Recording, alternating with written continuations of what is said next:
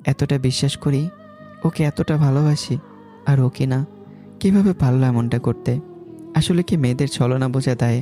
ও যেহেতু লুকিয়ে রেখেছে, তার প্রকাশ করব কেন? কখনো কখনো সব কিছু জেনেও না জানার ভান করতে হয় প্রিয় মানুষদের অভিনয় দেখার জন্য। শুয়ে আছি কপালে হাত দিয়ে। রাত 8টা বাজে।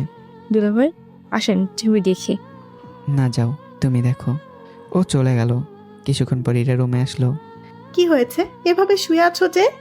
ওর দিকে তাকিয়ে ভাবছি, কি নিষ্পাপ চেহারা, কিন্তু এর পেছনে রয়েছে এক বিশাল প্রতারণার মুখোশ। এই, না, কিছু না।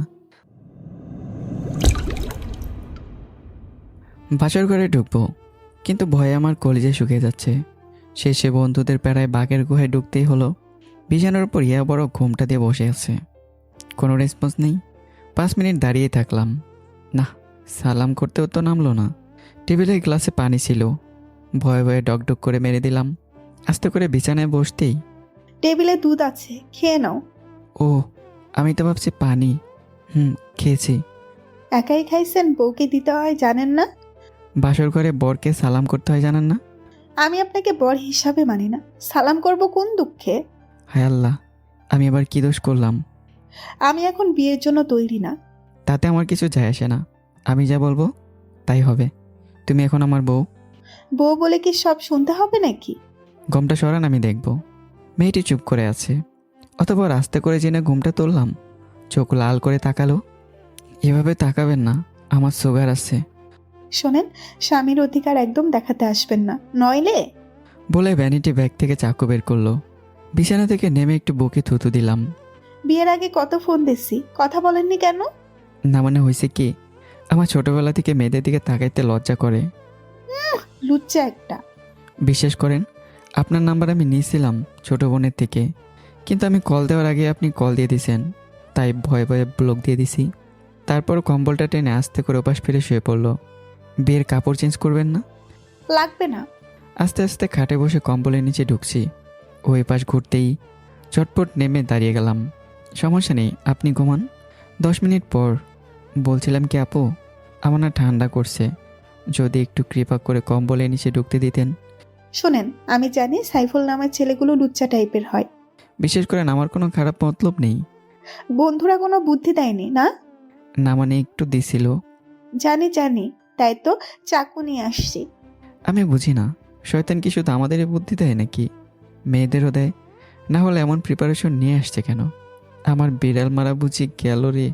আপা, আমার না ঠান্ডা করছে, একটু কম্বলের নিচে ঢুকতে দেন না।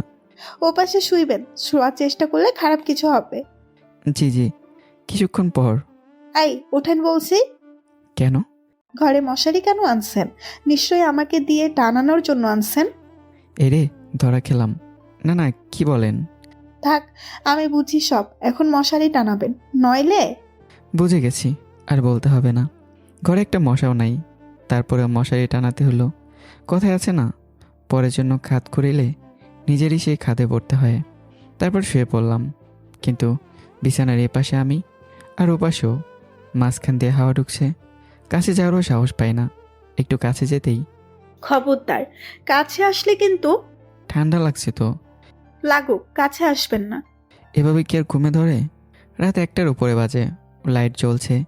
বন্ধুরা ভাবছে হয়তো আমি এতক্ষণে দেশ স্বাধীন করে ফেলছি, কিন্তু এখানে আমি নিজে পরাধীন হয়ে আছি।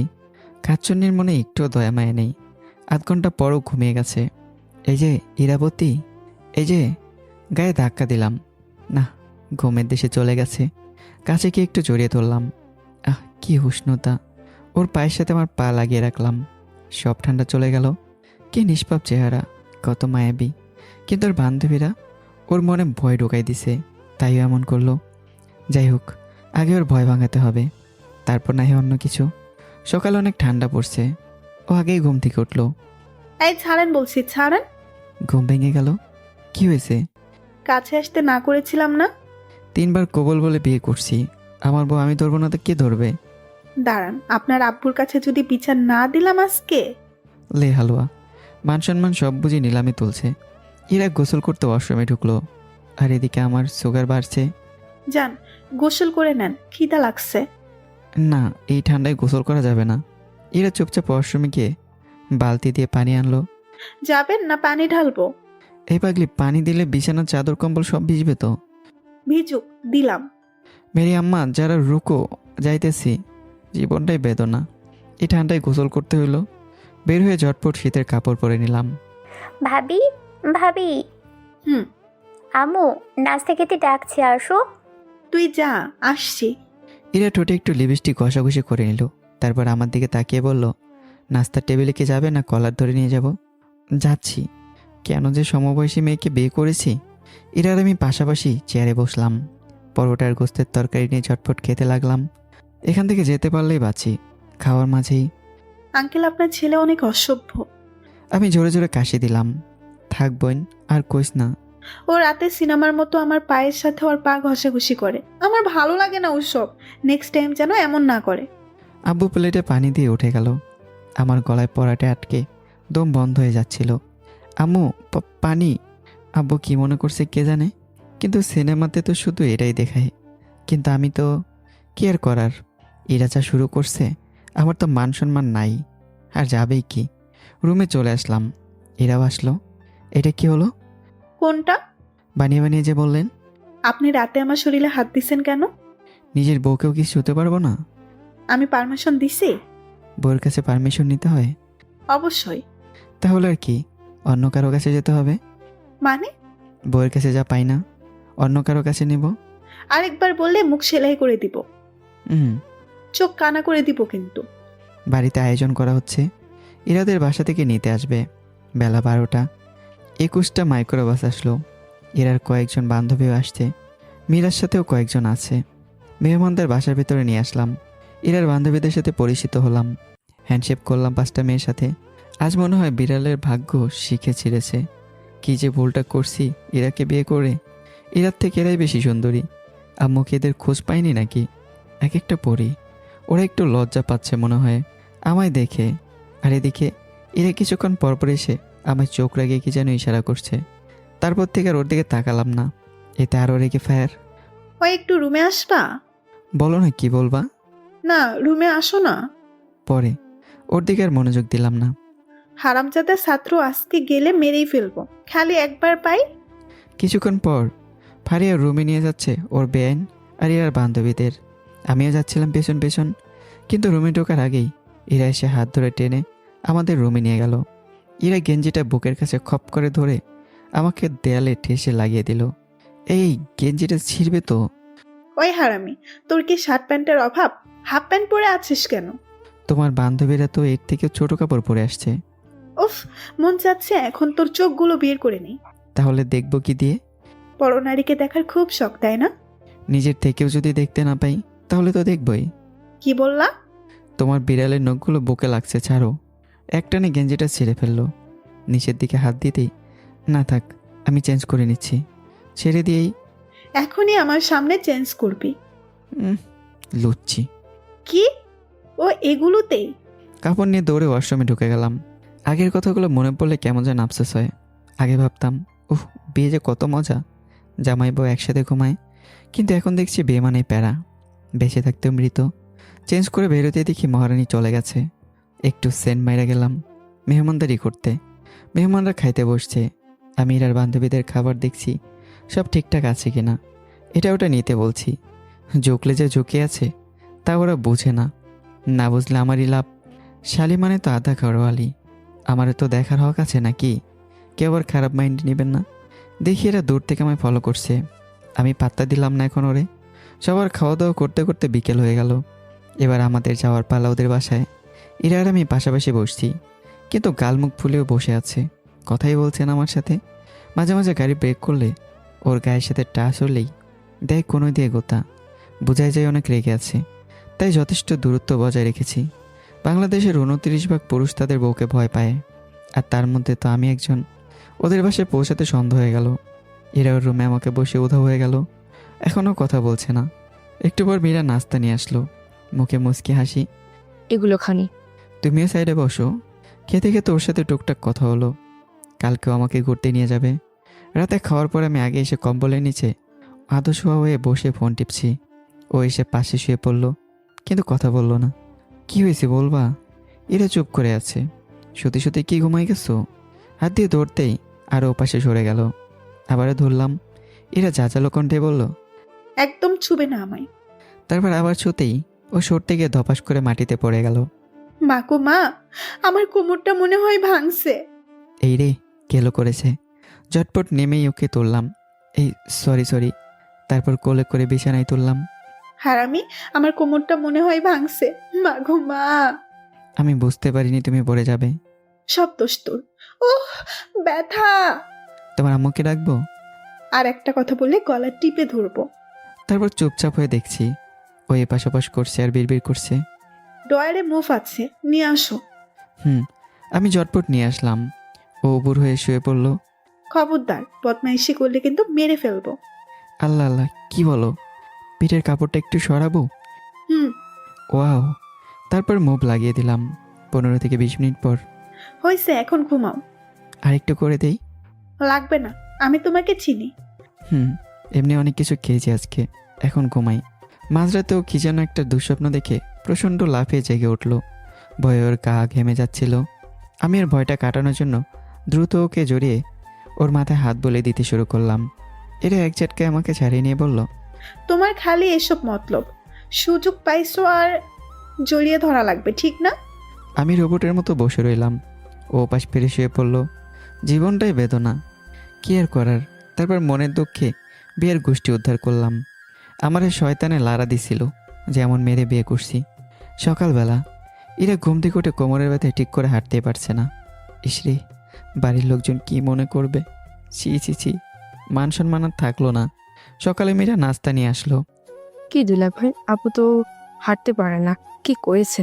দেখ, ও খাট থেকে পড়ে গেছে। ইস, আমি বুঝি না না, জামাই থাকতে আবার খাট থেকে কেমনে পড়ে? বলে হাসতে হাসতে চলে গেল। নিজেকে এখন অনেক বড় মাপের অপরাধী মনে হচ্ছে। ছি, এর মাঝে অনেক প্রশ্নের সম্মুখীনও হতে হয়েছে। বাসার লোকজন না জানে কী ভেবে বসে আছে। ছি ছি ছি। ফ্রেশ হয়ে নাস্তা করে নিলাম। ইরাকে আর দেখলাম না। সকাল 10:30টার সময় খাওয়া দাওয়া করে ইরাকে ডাক্তারের কাছে নিয়ে গেলাম। ডাক্তার ওকে 3 দিনের বেড রেস্ট দিয়েছে। 2টো ক্রিম দিয়েছে মালিশ করার জন্য। তারপর বাসায় চলে আসলাম। মীরার সাথে ঘুরতে বের হয়েছি। ও পাশের বাসার আরও কয়েকজন বান্ধবীকে ডেকে নিল। ওরা দেখে আমার দিকে তাকিয়ে শুধু হাসে। কি দুলা ভাই, আপনি তো কি আমি? আমার বান্ধবীকে কি করেছেন? দেখ, খাট থেকে পড়ে গেছে। আপনি থাকতে পরে কেমনে? সবাই 32টা দাঁত বের করে সেই হাসি। মনের কষ্টটা আমি কেমনে বুঝাই এদের। এলাকাটা ঘুরে ফিরে দেখলাম ওদের সাথে। দুপুর হতে হতে বাসায় চলে আসলাম। গোসল করে ফ্রেশ হয়ে নিলাম। এরা শুয়ে আছে। ওরা আম্মুকে খাইয়ে দিয়ে ওষুধ খাইয়ে দিল, ক্রিমও লাগিয়ে দিল। আমিও সবার সাথে দুপুরের খাবার খেয়ে নিলাম। একটু রেস্ট দরকার। রুমে এসে না মানে বুঝি না, খাট থেকে পড়ে কি কারো কোমর ভাঙে? এটা শরীর নাকি কলা গাছ? তুমি কথা বলবা না, সব দোষ তোমার। আবার বেশি ঢং করলে এমনই হয়। কি আমি ঢং করি? যেই উঠতে গেল, হো মা গো। হয়েছে, নড়াচড়া করলে ঠিক হইতে দেরি হবে। একটা ঘুম দিলাম। বিকেলে ঘুম ভাঙলো। ছাদে গিয়ে মীরার সাথে গল্প করলাম। না, আকাশটা আজ অনেক নীল। সূর্যের রশ্মি লাল রং ধারণ করেছে। মনোরম পরিবেশ। মুগ্ধ আমি প্রকৃতির এই রূপে। পাশে বউটাকে বড্ড মিস করছি। সন্ধ্যায় শাশুড়ি আম্মা নাস্তা দিয়ে গেল। পিঠা বানিয়েছে। না, জামাইয়া তোর ভালোই করছে, মন্দ না। নাস্তা খেয়ে রুমে শুয়ে ফোন টিপছি। এরা টিভি দেখছে। রাতে খাওয়ার পর শুয়ে পড়লাম। এই ডয়ারে ক্রিম আছে, লাগিয়ে দাও তো। আমি সাথে সাথে নিয়ে আসলাম। উপর হও। হইছে, আমি তোমার ইন্টেনশন বুঝি না। খবরদার, যদি চুমু খাইছ। তারপর ক্রিম লাগানোর জন্য শাড়িটা পিঠ থেকে সরালাম। ওয়াও, ভুলেই গেলাম ওর কথা। হারামের ছাও। হ্যাল্লা, এটা আমি কি করলাম? সরি সরি, মনে নেই। মন চাইতেছে এখন। কথা বললাম না আর। ক্রিম দিয়ে মালিশ করে দিচ্ছি। এরা মাঝে মধ্যে উহ করে উঠছে ব্যথায়। ক্রিমের গন্ধ আরও সাদা ধবধবে পিঠের মোলায়েম ত্বক বারবার আমায় মাতালের মতো আকর্ষণ করছে। কিছুক্ষণ পর হইছে, এখন ঘুমাও। আর একটু করি। লাগবে না। কেন, তোমার ভালো লাগছে না? আমার তো লাগছে। হারামজাদা লুচ্চা, আমি বুঝি না। আর কিছু প্রশংসা করে শাড়িটা ঠিক করে আরও কিছু প্রশংসা করে শাড়িটা ঠিক করে নিল। কম্বলটা টেনে নিল। বাবা, রাগ আছে দেখছি। আমিও কম্বলের নিচে ঢুকলাম। তবে কাছে যাওয়া বারণ। এই শীতে বউ থাকলেও বউয়ের উষ্ণতা পাই না। এই দুঃখ কারে কমো। মনের দুঃখে ঘুমিয়ে পড়লাম। যদি মাঝরাতে ঠিকই জড়িয়ে ধরছি। আর কয়েকদিন শ্বশুরবাড়ি থেকে ইরাকে আমাদের বাসায় নিয়ে চলে আসলাম। আমিও খেয়াল করলাম ইরার মাঝে কিছু পরিবর্তন আসছে। ও সকালে ঘুম থেকে উঠে ঘরদোর পরিষ্কার করে থালা বাসন মাজে, আমার আব্বু আম্মুর জন্য চা তৈরি করে নাস্তা করে। আমার এখনও সন্দেহ হয় যে মেয়েটা আমার সাথে এত ঢং করে অভিনয় করে অথচ বাসার সব কাজ খুব দক্ষতার সাথে করছে। আসলে কি ও ওদের বাসায় এত কাজ করতো? ওকে এত ভোরে ঘুম থেকে উঠতো? সকালে কি ওর ঘুমাতে মন চায় না? ও ওর বাবা মাকে ছেড়ে আসছে, ওর কি মন খারাপ হয় না? এই বিষয়গুলো আমায় ভাবিয়ে তোলে। নাকি ও স্বামী সংসারে নিজেকে খাপ খাইয়ে নিচ্ছে? ওর প্রতি আমার মায়া হচ্ছে, কিন্তু পাগলি তো আমার কাছেই যেতে দেয় না। ওর পাগলামিগুলো অনেক ভালোই লাগে। চাইলে হয়তো আমি জোর করে ওর উপর অধিকার খাটাতে পারি, কিন্তু আমার মনটা সায় দেয় না। ও যদি আমার সাথে আহ্লাদ করতে না পারে তো কার সাথে করবে? আমি যদি ওকে না বুঝি তো কে বুঝবে? একটা মেয়ে তো এটাই চায় যে তার স্বামী তাকে তার মতো করে বুঝুক। এর সাথে শারীরিক সম্পর্ক করার জন্য আমি কখনো জোর করিনি। ও যেদিন নিজে থেকে কাছে ডাকবে সেদিনই কাছে টানবো। কিছুদিন পর থেকে আব্বুর সাথে অফিসের কাজ শুরু করলাম। সেদিন একটু রাত করে বাসায় আসলাম। বন্ধুদের সাথে আড্ডা দিতে গিয়ে দেরি হয়ে গেছে। 10:30টার উপরে বাজে। আব্বু আম্মার ছোটো বোন খেয়ে নিয়েছে, কিন্তু ও খায়নি। আমি আর বউ খাবার খাচ্ছিলাম। পাগলি হলেও ও রান্নার জোরই নেই। একবার খেলে জিভে সারাদিন লেপ্টে থাকে সে স্বাদ। ও যে শুধু ভালো রান্না করে শুধু তাই নয়, ও অপচয় খুব অপছন্দ করে। আজ মুরগির মাংস রান্না করেছে, খাচ্ছিলাম, বেশ চেটেপুটে খাচ্ছিলাম। হঠাৎ গলায় একটা কাঁটা বেঁধে গেল। কি আজব, এখনকার মুরগির গায়েও কাঁটা থাকে নাকি? অত কিছু নিয়ে গবেষণা করার এখন সময় নেই। এখন গলা থেকে কাঁটাটা বের করা দরকার। আমি প্রচণ্ড জোরে কাশি দিয়ে ট্রাই করলাম, বের হলো না। পানি খেয়েও ট্রাই করলাম, তবুও হলো না। বেশ অপরাধীর মতো আমার সামনে বসে আছে এরা। তোমার কি কাঁটাটা এখনো লাগছে নাকি পেটে ঢুকে গেছে? আমি চেষ্টা করে গেলাম, এখনও গলায় লাগছে। এরা হঠাৎ একটা বুদ্ধি পেল। ও এক মুঠো শুকনো ভাত নিয়ে শক্ত করে দলা পাকিয়ে আমার মুখে ঢুকে দিয়ে বলল, এটা গিলো, একদম সরাসরি গিলবে, চিবানো যাবে না। দাঁত দিয়ে নাচে বলে এতগুলো ভাত কিভাবে ঢুকবে? আমার নিঃশ্বাস আটকে যাচ্ছিল। অল্পের জন্য মনে হয় বেঁচে গেলাম। ভাত গলা দিয়ে নেমে এসেছে। ওদের আগ্রহী এরা আমার মুখের দিকে তাকিয়ে বসে আছে। কি নামলো কাঁটা? সাধারণত মানুষ সারাদিনে মুখের লালা গিলতে থাকে, অথচ তা বুঝতে পারে না। কিন্তু কাটা গলায় বাঁধলে প্রতিবার লালা গিলতে গেলে খোঁচা লাগে। কোনো এক আশ্চর্য কারণে মানুষ এমন সময়ে বারবার আরও বেশি লালা গিলতে থাকে। আমার গলায় এখনও বাজছে। এরা আবার কোত্থেকে যেন একটা ছোটো সাইজের কলা এনে কলস ছাড়িয়ে কলাটা আমার মুখে পরিয়ে দিয়ে বলল, এটা গিলো, খবরদার, তাতে চিবুতে পারবে না। কলাটা নেহাত ছোট, কিন্তু এতটা ছোট না যে আমার গলা দিয়ে সরাসরি নেমে যাবে। আমি যতবার মুখ থেকে বের করে দিতে চাই, বউ ধমক দিয়ে তা আবার ঢুকিয়ে দেয়। নিজে মনে মনে ভাবতে থাকলাম গিলবো কি গিলবো না। এসব ভাবতে ভাবতেই ইরাবতীর দিকে তাকিয়ে গিলেই ফেললাম, তবুও কাজ হলো না। ইরাবতী সরিষার তেল নিয়ে এসে আমার হাতের তালুতে দিয়ে বলল, আঙুল দিয়ে এগুলো গলার ভেতরে লাগাও। আমি চোখ কপালে তুলে লালা গিলতে গিলতে বললাম, ভেতরে লাগাবো মানে কীভাবে? ও হয়তো প্ল্যান চেঞ্জ করেছে। একটা টর্চ নিয়ে এসে আমাকে হাঁ করতে বলল। আমি জিভ বের করে মস্ত একটা বড় হাঁ করলাম। এরা টর্চ দিয়ে বেশ অনেকক্ষণ মনোযোগ দিয়ে এদিক ওদিক দেখে তারপর যা বলল তার সাথে গলায় আটকে থাকা কাটার কোনো সম্পর্ক নেই। দেখেছো, মানুষের গলার ভেতরে একটা ছোট্ট জিভ আছে, ওটাও কত কিউট করে নড়ে। আমি উঠে বেসিনে গিয়ে নিজে আঙ্গুল দিয়ে কাঁটাটা বের করার ট্রাই করলাম, কাজ হলো না।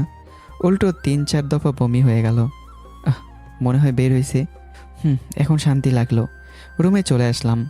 বিছানায় চিত হয়ে শুয়ে পড়লাম।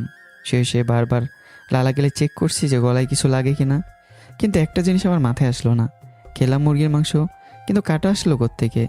এরা প্লেট গ্লাস সব গুছিয়ে রুমে চলে আসলো। আমি চিত হয়ে শুয়ে থাকলাম। কাটাটা মনে হয় আবার লাগছে একটু একটু, আবার মনের ভ্রম হতে পারে। অনেক সময় কাটা ছুটে যাবার পরও গলায় এটা লেগে আছে এমন অনুভূতি হয়। ওটা স্রেফ কাটার আঘাতের ক্ষত, আর কিছু নয়। আমি ইরাকে প্রশ্নটা আবার করলাম, আচ্ছা মাংসে কাটা আসলো কি করে? যেন কিছুই হয়নি এমন ভাব করে উত্তর দিল, গতকালকের 2-3 টুকরো মাছ দিল, ওগুলো মাংসের তরকারিতে দিয়ে দিয়েছি, ফেলে দিব নাকি? আমি জানি এরা অপচয় করে না, কিন্তু সেটা যেভাবে অপচয় রোধ করতে হয় তা তো আমি আগে জানতাম না। শুয়ে পড়লাম দুজনেই। এই একটু জড়িয়ে ধরি। না। কেন? বলছি না না। আমার পাগুলো ঠান্ডা হয়ে আছে, তোমারগুলোর সাথে লাগাই, তাহলে ঠান্ডা কম লাগবে। মোজা পরে আসো, আরেকবার ডাকলে খবর আছে কিন্তু। পারলাম না জোর করতে। কে জানি বলেছিল অপেক্ষার ফল মিষ্টি হয়। জানি না ফলটা কবে পাবো। ঘুমিয়ে পড়লাম। পরদিন সকাল আবার ঘুম থেকে উঠে সবাই চা দিল, নাস্তা বানালো। ফ্রেশ হয়ে নাস্তা করে অফিসে চলে আসলাম। দুপুরে খাওয়ার আগে ফোন দিয়ে একটু খোঁজখবর নিলাম ও খেয়েছে কিনা। হাজার হোক একটু যত্ন তো নিতেই হবে, কিন্তু ওর কণ্ঠটা একটু ভারী ভারী মনে হলো। সন্ধ্যার সময় আমি বাসায় যাব বলে চলে আসলাম। আব্বু অফিসে আছে। একটু আড্ডা দিতে গিয়ে 9টার বেশি বেজে গেছে। আব্বু 8টা হতে বাসায় পৌঁছে যায়। যান্ত্রিক ম্যান। বাসায় গিয়ে ফ্রেশ হয়ে খাওয়া দাওয়া করলাম সবার সাথে। আমি রুমে শুয়েছিলাম। এরা রুমে আসতে দেখলাম কেমন যেন ক্লান্ত মনে হচ্ছে ওকে। তোমার কি শরীর খারাপ? না, ও পাশে এসে শুয়ে পড়লো। কিছুক্ষণ পর এই ডয়ারে মুভ আছে, একটু লাগিয়ে দিবে, কোমরটা ব্যথা করছে। পিঠে হাত দিয়ে আমি তো রীতিমতো শখ খেলাম। শরীরের তাপমাত্রা অনেক বেশি, মনে হয় জ্বর আছে। আমি বুঝি না এ মেয়ে কি পাগল নাকি? জ্বর নিয়ে সারাদিন বাসার সব কাজ কেমনে করলো? এই তোমার তো অনেক জ্বর। হুম। ওষুধ আনবো? না, তাহলে? আমাকে জড়িয়ে ধরে শুয়ে থাকো। আমার 440 ভোল্টে ঝাটকা লাগলো। ও কি নিজে থেকে বলছে নাকি জ্বরের ঘরে বলছে? জড়িয়ে তুললে তো আমি নিজেকে সামলাতে পারবো না। আজকেই সুযোগ ওর কাছে যাওয়ার। মেয়েরা হচ্ছে লাউয়ের ডগার মতো লকলকে, লজ্জাবতী গাছের মতো। তবে একবার পুরুষের সংস্পর্শে আসলেই তাদের লজ্জা একদম ভেঙে যায়। আমি একে জড়িয়ে তুললাম। ওর শ্যাম্পুর ঘ্রাণ। আমি ওকে জড়িয়ে তুললাম।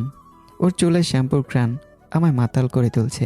ঘাড়ের চুলগুলো ছড়িয়ে যেই চুমু খেলাম, আমার নিঃশ্বাস ওর ঘাড়ে পড়তেই ওর শরীর কেঁপে উঠল। শরীরের সমস্ত ভর ছেড়ে দিছে। আর একটু জোরেই জড়িয়ে ধরল। তারপর ঘটে গেল একটা মারাত্মক ঘটনা। সকাল 6টা। এরা তো উঠে রীতিমতো অবাক। শরীরে কাপড় নেই। দুজন নরনারী কম্বলের নিচে এক হয়ে আছি। এই ছাড়ো, উম, অসভ্য ছাড়ো বলছি, রান্না করতে হবে। আর একটু থাকো। এবার চিমটি দিতে লাগলো। তারপর ছেড়ে দিলাম। খবরদার এদিকে তাকাবে না, চোখ বন্ধ করো। কেন? তাকালে কি হবে? না, আমার লজ্জা করে। আমি আবারও ঘুমিয়ে পড়লাম। ও গোসল করে কিচেনে গেল সকালে নাস্তা বানাতে। আব্বু আম্মুর চা দিল। ছোট বোনকেও ডেকে দিল। ফারিয়া, এই ফারিয়া, দরজা খোলো। উফ ভাবি, পরে আসো। উঠে পড়তে বসো, চা আনছি, খাবে। তুমি যাও, খাবো না। তুই উঠে দরজা খোল। উফ। ছোট বোন মনে মনে গালি দিল ওর ভাবিকে এত সকালে ডেকে দেওয়ার কারণে। দরজা খোলার পর এরা রুমে চার বিস্কুট রেখে গেল। মুখ ধুয়ে এগুলো খেয়ে পড়তে বসো। ওর ভাবি যেতেও দরজাটা ভিড়িয়ে দিয়ে আবারও কম্বলের নিচে ঢুকে গেল। এরা সবাইকে ডেকে দিয়ে নাস্তা তৈরি করছে। আগে আম্মু তৈরি করতো, কিন্তু এরা আসার পর থেকে আম্মুকে কিচেনে ঢুকতে দেয় না। অল্প দিনে সবার মন জয় করে ফেলেছে ও। নাস্তা বানাতে বানাতে 8টা বেজে গেছে। নাস্তা টেবিলে সাজিয়ে আমায় ডেকে দিল। এই যে স্যার, আর কত ঘুমাবেন? অফিস যাবেন না? একটু কাছে আসো। ইস, তাহলে উঠবো না। পানি আনবো নাকি? একটু রোমান্টিক হতে পারো না? হয়েছে, এখন গোসল করে খেতে আসো। এই একটা ইয়ে দিয়ে যাও। এই যা বাবা, চলে গেল। ধ্যাত, পোড়া কপাল। এরা আবারও ফারিয়া রুমে ঢুকে দেখে ও আবার নাকে মুখে কম্বল দিয়ে ঘুমিয়ে আছে। দেখছো মেহের কাজ কারবার? গিয়ে একটানে কম্বল টেনে সরিয়ে ফেললো। ফারিয়া মোড়ামুড়ি দিয়ে চোখ মেলেই সেই লেভেলের হাসি। এগুলো খাসনি কেন? এখন খাবো। উফ। এরা চোখ লাল করে চায়ের কাপটা নিয়ে গেল, বিস্কুটগুলো রেখে গেল, আর মনে মনে বিড়বিড় করতে করতে বলল, বিয়ের পর বুঝবি সংসার কি। এত আহ্লাদ দেখবো কই রাখো, আমার কি। এরা আবার কিচেনে গেল। এদিকে আব্বু বেলকনিতে বসে পেপার পড়ছিল। আম্মু এরার সাথে কিচেনে গেল। আজ কি রান্না করবে। এদিকে আমি গোসল করে রেডি হলাম, অফিসে যাব। আব্বুও রেডি হয়ে নিল। সবাই নাস্তার টেবিলে নাস্তা খেতে বসলাম। ফারিয়া মুখ ধুয়ে চলে আসলো। এই পাগলির ঘরে পাগলি, চুল এমন কেন? মন চায় আগুন লাগিয়ে দিই। আম্মু, ক্ষুধা লাগছে, খাইয়ে দাও না। ঢঙ্গি। আম্মু ফারিয়ার পাশে বসলো, বসে তাকে খাইয়ে দিতে লাগলো। ভাবির সকাল হতে না হতেই ফোনটা হাতে নিয়ে নিছিস, পড়তে বসেছিস? আম্মু, পরীক্ষা হবে না তো? পরীক্ষা হবে না বলে কি পড়তে হবে না? মূর্খ থাকবে? বৌমা তো ঠিকই বলেছে, পরীক্ষা না হলে কি পড়তে হবে না? তোমার বৌমা কি করছে অনার্স কমপ্লিট করে? বেয়াদব, মনে মনে বলে, চোখ রাঙালো।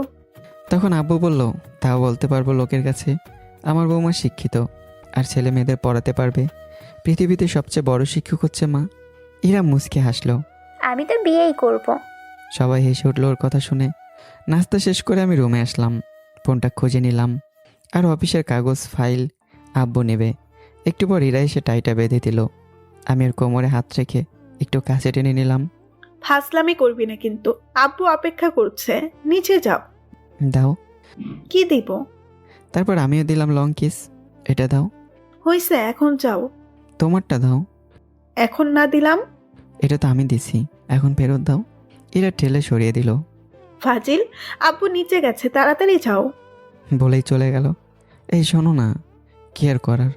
তারপর আব্বুর সাথে গাড়ি করে অফিসে চলে আসলাম। গতকালের কিছু কাগজ ছিল, ওগুলো টাইপ করে কম্পিউটারে তুলে রাখলাম। কিছুক্ষণ কাজ করি, কিছুক্ষণ ফোন টিপি। দুপুরে খাবারটা আব্বুর সাথে আব্বুর পার্সোনাল রুমে খেয়ে নিলাম। খাওয়ার পরে আমি রেস্ট করার জন্য শুয়ে পড়লাম। আব্বু চলে গেল। 3:30টার সময় রহিম চাচা অফিসে চা নাস্তা দেয় সবার, সে ডেকে দিল। উঠে ফ্রেশ হয়ে কাজে মন দিলাম। সারাদিন মনিটরে তাকিয়ে থাকতে থাকতে চোখ ব্যথা হয়ে গেছে। সন্ধ্যার সময় বাসায় চলে আসছি আব্বুর আগেই। ফ্রেশ হয়ে বাইরে একটু আড্ডা দিলাম বন্ধুদের সাথে। ওরা বেকার মানুষ, তাই সবসময় ওদের পাওয়া যায়।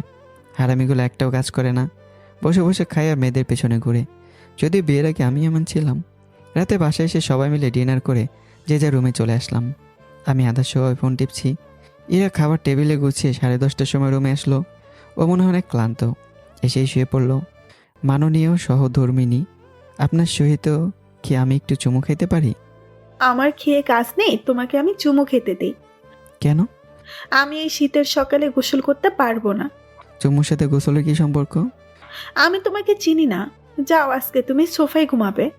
বলেই ঠেলে বিছানা থেকে ফেলে দিল। আমি রোহিঙ্গাদের মতো অসহায় হয়ে পড়ে রইলাম।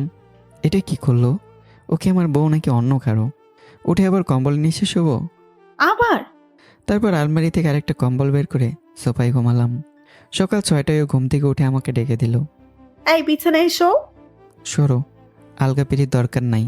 ইস, কি রাগ। বলেই কম্বলটা টেনে গুছিয়ে আলমারিতে রাখলো। উফ, কি আর করার। বিছানায় আবার শুয়ে পড়লাম। এদিকে এরা ফ্রেশ হয়ে চা বানাতে গেল। আব্বু আম্মু চা দিয়ে আমায় আবার ডেকে তুললো। এই ঘুমিয়ে গেছো? চা খাবে? রেখে যাও।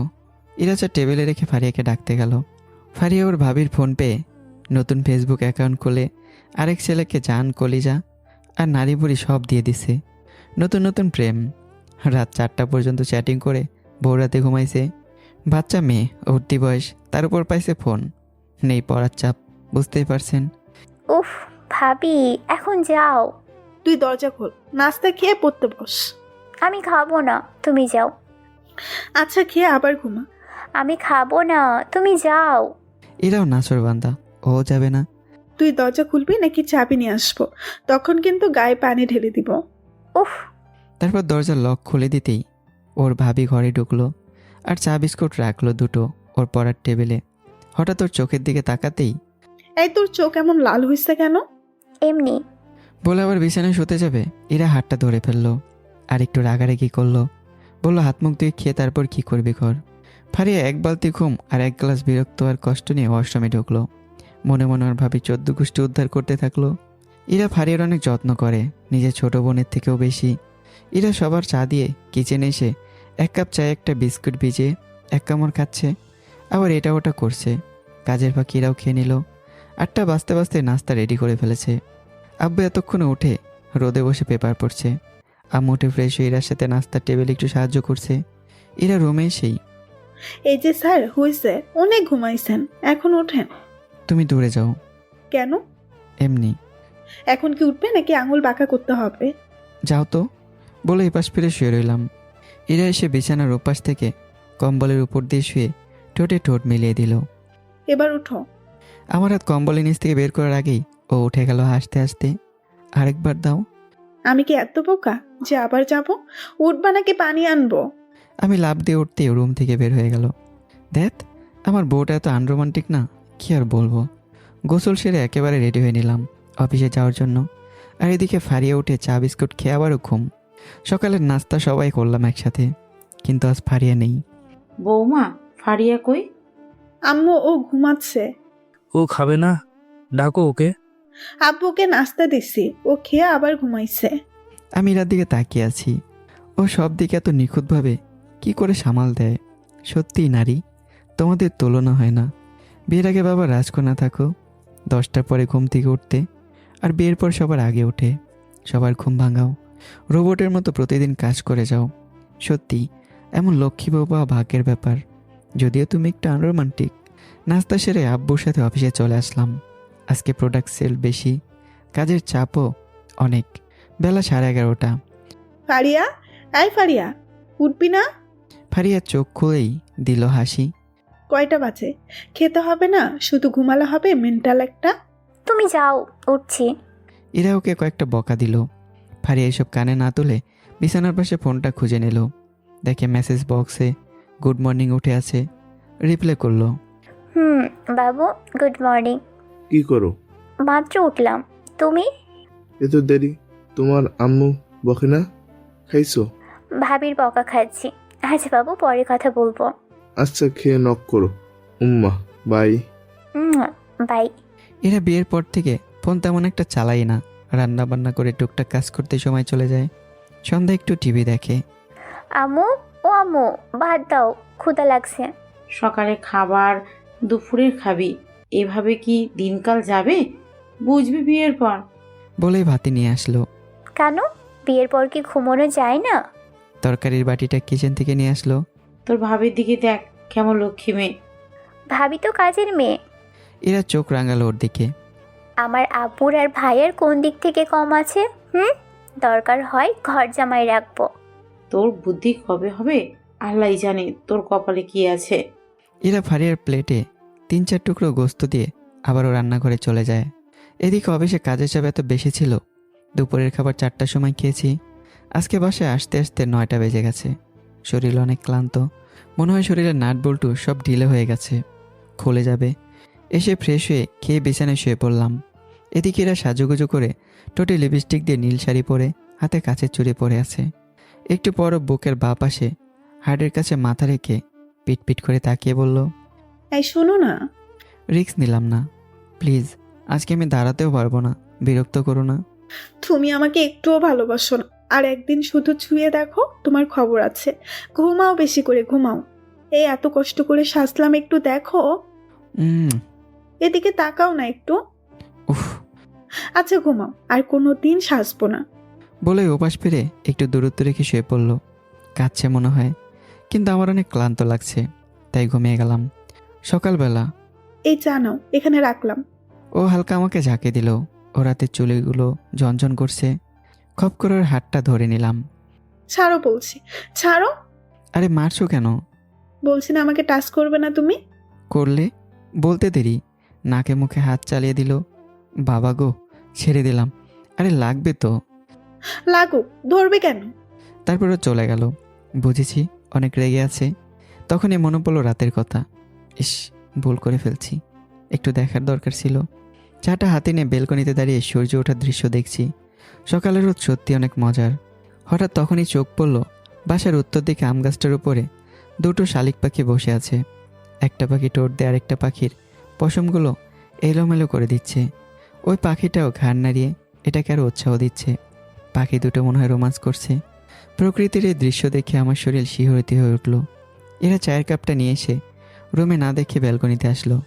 চা শেষ হলে কাপটা দাও। এই দেখো ওদিক। লাগবে না। আরে দেখো না একটু। কই? ওই গাছে। দেখ, অসভ্য। বলে হাসি দিয়ে চলে গেল। ওর হাসি দেখলাম আর মনে অনেক তৃপ্তি আসে। রুমে এসে গোসলটা সেরে রেডি হয়ে নিলাম। ভাবছি আজকে ওকে সাজতে বলবো, কিন্তু মনে হয় না ও সাজবে। কারণ মেয়েরা অনেক কঠিন বিষয় সহজে মেনে নিলেও কখনো কোনো সহজ বিষয়ে সহজে মেনে নিতে পারে না। আর এরা তো তার জলজান্ত প্রমাণ। সবাই একসাথে নাস্তা সেরে নিলাম, কিন্তু আজও ফারিয়ে নেই, ঘুমাচ্ছে মনে হয়। রুমে আসলাম, কিন্তু লক্ষ্মী বউটা আজ আর টাই বাদ তেল না। অপেক্ষা করছি ওর জন্য, কিন্তু আসলোই না। 9টা বাজতে চলেছে, তাই নিজে পরে নিলাম। ঘড়িটা পড়তে দেখেও দরজায় দাঁড়িয়ে আছে। এটা কি হলো? এখন থেকে 1 মাস এটাই হবে। কেন? শাস্তি। আমার অপরাধ? জানি না। আচ্ছা আজকে একটু সাজবে প্লিজ। বয়ে গেছে আমার। প্লিজ। সময় পার হয়ে যাচ্ছে, জলদি দাও। ইরা দিবে না? তুমি কি যাবা, নাকি কিচেন থেকে বেলুন নিয়ে আসবো? না থাক। তারপর অফিসে চলে আসলাম আব্বুর সাথে। আব্বু আস্তে আস্তে অফিসের সব কাজ আমাকে শিখিয়ে দিচ্ছে। কিভাবে কি করতে হবে। আমি বুঝে গেছি আব্বুর ভার মুক্ত হতে চায়। আজকে বিকেলেই চলে আসলাম। মার্কেট থেকে একটা নীল শাড়ি, কিছু রেশমি চুড়ি আর একটা গোলাপ নিলাম। কারণ মেয়েদের রাগ ভাঙানোর এসের ভালো কোনো মাধ্যমই নেই। আর মেয়েরা বেশিরভাগ রাগ করেই প্রিয় মানুষের কাছ থেকে উপহার পাওয়ার জন্য। তারা চায় প্রিয় মানুষটি তাদের সারপ্রাইজ দিক, তাদের অভিমানটা বুঝুক, রাগ ভাঙাক। সন্ধ্যা হতে হতে বাসায় চলে আসলাম। কলিং বেল বাজাতেই ফারিয়া দরজা খুলল। এগুলো কি? চুড়ি কার? ফুল কার জন্য? সর। শয়তান, বিয়ে করে বোনের কথা ভুলে গেছে, আমার জন্য কিছু আনে না। আম্মু, আম্মু। ওর কথায় কান্না দিয়ে আমি রুমে চলে আসলাম। তবে ওর জন্য কিছু আনার দরকার ছিল, কিন্তু মনে নেই। ওগুলো বিছানায় রেখে ফ্রেশ হতে ওয়াশরুমে ঢুকলাম। বের হয়ে ঝাটকা লাগলো, এরা সারপ্রাইজ দেখে ফেলেছে। শাড়ি আলমারিতে ঢোকাচ্ছে, ফুল হাতে। তোমার জন্য এনেছিলাম, ভেবেছিলাম সারপ্রাইজ দেব, কিন্তু তার হলো কই। হুম। এরা কথা বললো না। চুড়িগুলো ড্রেসিং টেবিলে রেখে মুখ বাঁকিয়ে ফুলটা হাতে করে চলে গেল। এই কিছু বলো। একটু বাইরে আসলাম। হারামি বন্ধুগুলোকে ফোন দিলাম। এখন আর ওদের সময় দেওয়াই হয় না। দায়িত্বের চাপ ঘাড়ে পড়লে সবারই জীবনের পরিবর্তন আসে, তেমনটা আমারও ব্যতিক্রম না। সপ্তাহে একদিন ওদের সাথে আড্ডা দিই, কিন্তু আজকে দেখে সবাই অবাক। আমার দুঃখের কথা শুনে সবাই মজা নেয়। সিগারেট খেতে চাইনি, কিন্তু ওদের জোরাজোরিতে খেতে হলো। 9টার পর বাসায় আসলাম। রাতের খাবার সবাই একসাথে করলাম। রুমে এসে খাটে শুয়ে ফেসবুক চালাচ্ছি আর ওর অপেক্ষা করছি।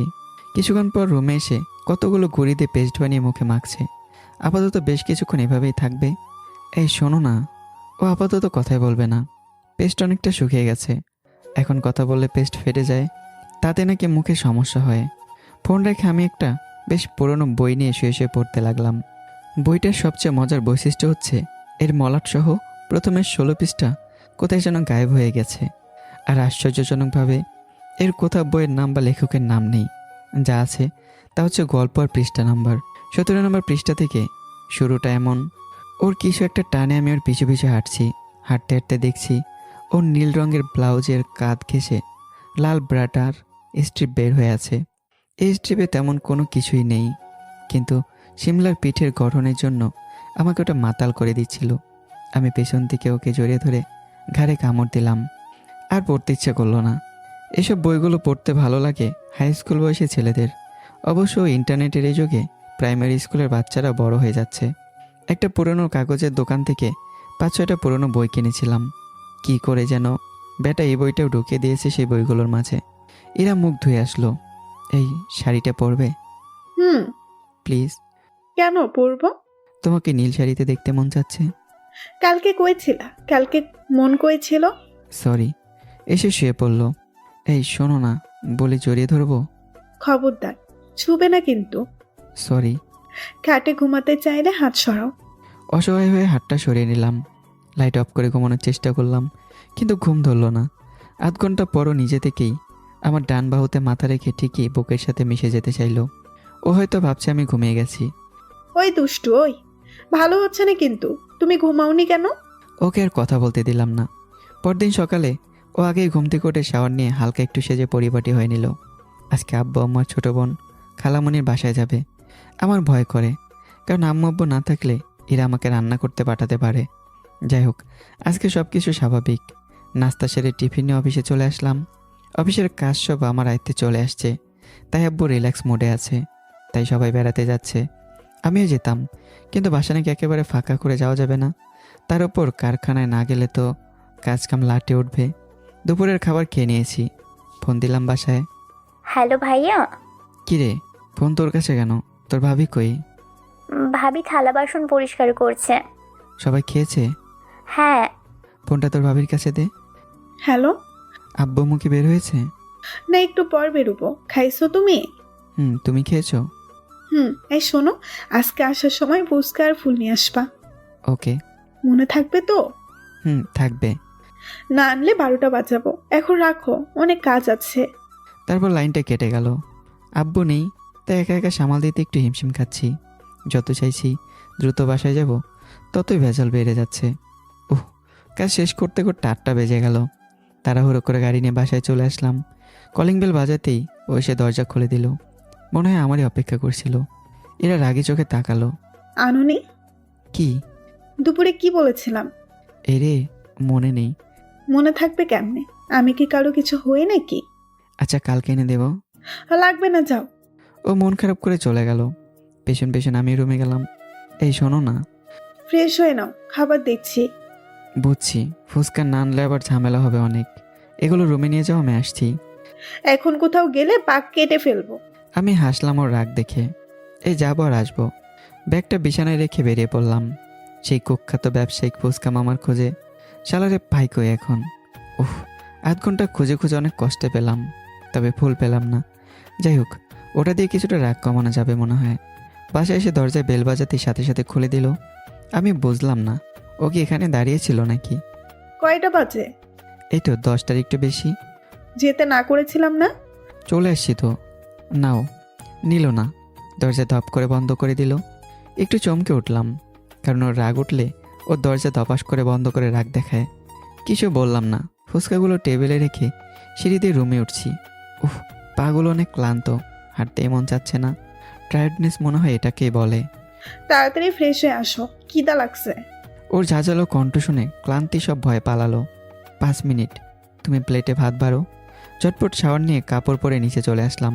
পরিবেশটা অনেক শান্ত, চুপচাপ খাচ্ছি। গাধা চিনো? না, তবে নাম শুনেছি। গাধাকে নাকি পরিষ্কার পানি দিয়ে খায় না, খায় তো ঘোলা করে খায়। মানে? দ্বিতীয়বার কেন যাওয়া লাগলো? তার মানে কি বলতে চাইছো? আমি গাধা? পাগল জানে না আমরা তাকে পাগল ডাকি, ছাগল জানে না আমরা তাদের ছাগল ডাকি, গাধাও জানে না আমরা তাদের গাধা ডাকি। কি বলো, কিছুই তো বুঝি না। হাসলে মুখে বাড়ি মারবো। তারপর চুপচাপকে রুমে চলে আসলাম। ঘুম পাচ্ছে। একটু পরও সব গুছিয়ে রুমে চলে আসলো। ও ড্রেসিং টেবিলে বসলো সাজতে। এখন আর রাগে মনে হচ্ছে না। ও দেখতে যেমন রিয়্যাক্ট করে, মনটা কিন্তু ঠিক তেমন না। কিন্তু আমার প্রচুর ঘুম পাচ্ছে। ও হাতের মুঠোয় এক গাদা মেকআপ ব্রাশ নিয়ে আমায় শেখাচ্ছে কোনটার নাম কি। প্রথমে একটা মোটা বাদামি সুতোর ব্রাশ দেখে জিজ্ঞাসা করলো, বলো দেখি এই ব্রাশ দিয়ে কি করে? আমার এসব বিষয়ে তেমন কোনো জ্ঞান নেই, আগ্রহ নেই বললে চলে। এই মুহূর্তে আমার সমস্ত আগ্রহ ঘুমানোর। কোলবালিশ চাপটে ধরে নির্বিঘ্নে একটা ঘুম দেব, এক ঘুমে সকাল। কিন্তু এই মুহূর্তে ঘুমানোও যাচ্ছে না। মেকআপ করার ব্রাশের নাম শিখতে হচ্ছে। এরা বিরক্ত নিয়ে আবারও বলল, এত কি ভাবছো? বলোই না দেখি, এটা কি করার ব্রাশ? এটা মেকআপ করার ব্রাশ। বিরক্তিতে নাক উঁচু করে এরা বলল, এখানে সবগুলোই মেকআপের ব্রাশ, কোনোটা দাঁত মাজার ব্রাশ না। স্পেসিফিকভাবে বলতে হবে, চিনে রাখো, এটা হচ্ছে পাউডার দেওয়ার ব্রাশ। আমি প্রচণ্ড আগ্রহী আগ্রহী মুখ করে বললাম, ও আচ্ছা, বেশ তো। মনে মনে ভাবতে লাগলাম, পাউডার করার ব্রাশ হোক, কমোড সাফ করার ব্রাশ হোক, এসব আমার শেখার কি আছে? এটা কি আমার দরকারি? কমোড সাফ করার ব্রাশ হলেও তো দরকারই লাগতো, কিন্তু পাউডার মাখার ব্রাশ দেখে আমি কি করব? তাও এত রাতে। মন জুড়ে প্রচণ্ড বিরক্তি, অথচ মুখে হাসি নিয়ে তাকিয়ে থাকতে হচ্ছে। অযথাই রাতের বেলা রিস্ক নেওয়া যাবে না। যেমন চলছে চলতে দেওয়া ভালো। এরপর হাতে আরেকটু তুলনামূলক চ্যাপটা কিন্তু প্রায় একই দেশের ব্রাশ নিয়ে প্রশ্ন করলো বউ, দেখি বলো তো এটা কিসের? ফেস পাউডারের। এরা সরু চোখে আমার দিকে তাকিয়ে বলল, এটা ব্রাশের জন্য ব্রাশ, ফেস পাউডারের ছিল আগেরটা। আমি জানি না ব্রাশ মানে কি বোঝাচ্ছে। হয়তো গালে লালচে লালচে আভা করার টেকনিকটা ব্রাশ নাও হতে পারে। সঠিকটা জিজ্ঞাসা করতে ভয় লাগছে। কেমিস্ট্রি ক্লাসে রাসায়নিকের নাম না বুঝলেও ভয় জিজ্ঞাসা করতে পারতাম না। স্যার, সোডিয়াম স্টেয়ারেট জিনিসটা কি? এখনই শেষে একই অনুভূতি হচ্ছে। এরা আরেকটা ব্রাশ বের করে চেনাচ্ছে। এটা হলো ফাউন্ডেশনের ব্রাশ, এটা হলো হাইলাইটার, এটা কন্ট্রোল, এটা আই শ্যাডো। আমি শুধু মাথা নেড়ে যাচ্ছি, ভান করছি যেন সব একেবারে মুখস্থ হয়ে যাচ্ছে। আমার কাছে সব ব্রাশ একই লাগছে। কেন একই ব্রাশ দিয়ে কি সব করা যাবে না? কেন প্রতিটা বিষয়ে আলাদা আলাদা ব্রাশ লাগবে? তা প্রশ্নও করা যাবে না। প্রশ্ন করলে চাকরি তো থাকবে, কিন্তু ঘরে বউ থাকবে না। আশ্চর্যজনকভাবে বউ নিজেই উত্তর দিয়ে দিল, শোনো, আমি জানি তুমি মনে মনে ভাবছো এত এত রকমের ব্রাশ কেন, তাই তো? এই যে মেকআপ করা হয়, এটা কিন্তু এক ধরনের আর্ট। আর্টিস্টরা দেখো না আঁকার জন্য কত রকমের তুলিতে রং মাখায়, এসব হলো মেকআপের তুলি, বুঝলে? আমি বুঝলাম, কিন্তু এসব আমার বুঝে কী লাভ? হ্যাঁ বুঝেছি, আজ অনেক কিছু শিখলাম। এখন ঘুমাই, ঘুম পাচ্ছে। কেন এখন ঘুমাবে? আমি বুঝেছি ও কী বলতে চাইছে। মেয়ে মানুষের কথায় কী আর বলবো। উঠে গিয়ে ওর কপালে একটা চুমু দিলাম। ও বুকের মাঝে মাথা রেখে একটু দাঁড়িয়ে থাকলো। মনে হয় কয়েক যুগ পরে একটা নিরাপদ আশ্রয় পেয়েছে। তুমি কবে বুঝবে আমায়? আমি মনে মনে বললাম, বুঝি বলে তো এত কিছু হাসি মুখে হজম করি। আমি এমনই, একটু বোকা। একটু না, সবটাই। ঘুমাবে না? ঘুম পাড়িয়ে দাও। তারপর ঘটে গেল আবারও আরেকটা ঘটনা। সকাল 6টায়। এই যাও, নাস্তা বানাও। কিছু বলেছি? আমি পারবো না। যাবে কিনা? কি আজব, হঠাৎ করে এমন রুক্ষমতি রূপ কেমনে ধরে? কি বললা? কিছু না। সব সময় তো আমিই বানাই, একদিন বানিয়ে দেখো কেমন মজা। ছুটির দিনটাও অশান্তি করে দিলা। কি বললা? আরেকবার বলো দেখি। আমি ওয়াশরুমে ঢুকে গেলাম, ফ্রেশ হয়ে কিচেনে গেলাম চা বানাতে। কিন্তু চায়ে কি লবণ দেয় নাকি দেয় না কনফিউজ হয়ে আছি। দেখ, চা বানাতে হবে না, রুটি বানাচ্ছি, হয়ে যাচ্ছে মানচিত্র। ভাজতে গেলাম একদিকে, হয় আরেকদিকে পড়ে যাচ্ছে, আবার আরেকদিকে কাঁচাই থাকছে। রাতের তরকারি ছিল, গরম করে টেবিলে রাখলাম।